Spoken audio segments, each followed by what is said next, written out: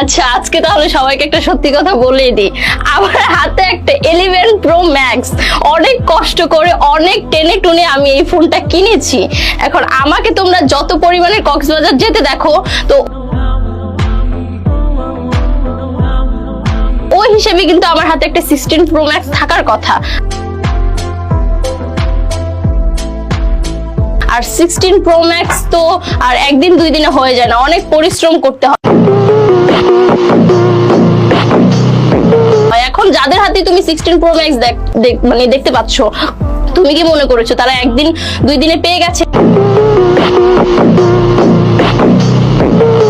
তারা ছাড়নি করেছে, প্রচুর ছাড়নি করার পর দেন হচ্ছে এই জিনিসটা জার্নি করেছে। আইফোন পাওয়ার জন্য যা জার্নি করা লাগে তারা সেটা করেছে।